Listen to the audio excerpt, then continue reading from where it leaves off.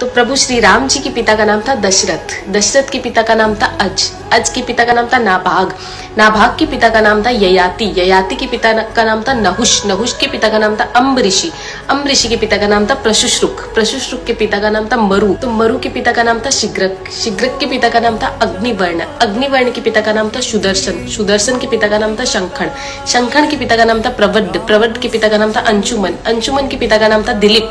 दिलीप के पिता का नाम था भागीरथ, ये वही भागीरथ है जो गंगा को पृथ्वी पर लेके आए थे, जिसको भागीरथी के नाम से भी जाना जाता है। राजा भागीरथ के पिता का नाम था कुकुस्थ, कुकुस्थ के पिता का नाम था रघु, ये रघु वही राजा है जिनके नाम पर ये रघुकुल पड़ा, क्योंकि ये बहुत ही पराक्रमी और तेजस्वी राजा थे। आज भी कहा जाता है कि रघुकुल रीत सदा चली आई, प्राण जाए पर वचन न जाए। तो राजा रघु के पिता का नाम था राजा असमंज, राजा असमंज के पिता का नाम था राजा सगर, राजा सगर के पिता का नाम था राजा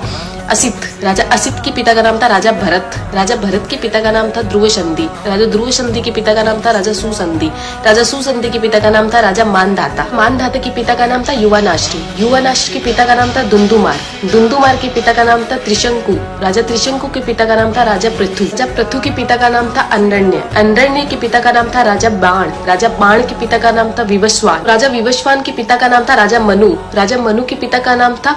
इक्ष्वाकु, इक्ष्वाकु के पिता का नाम था राजा कुक्षी, राजा कुक्षी के पिता का नाम था राजा विकुक्षी, राजा विकुक्षी के पिता का नाम था राजा कश्यप, राजा कश्यप के पिता का नाम था राजा मरीचि, राजा मरीचि के पिता का नाम था ब्रह्मा जी। तो इस हिसाब से हमारे प्रभु श्री राम जी ब्रह्मा जी की 39वीं पीढ़ी है, 39th। तो ज्यादा से ज्यादा ये वीडियो शेयर कीजिए, क्योंकि आने वाला इतिहास ये नहीं बोलना चाहिए कि सनातनियों को मुगलों का इतिहास तो पता था और खुद का इतिहास नहीं पता था। तो ज्यादा से ज्यादा इस वीडियो को शेयर कीजिए। जय श्री राम।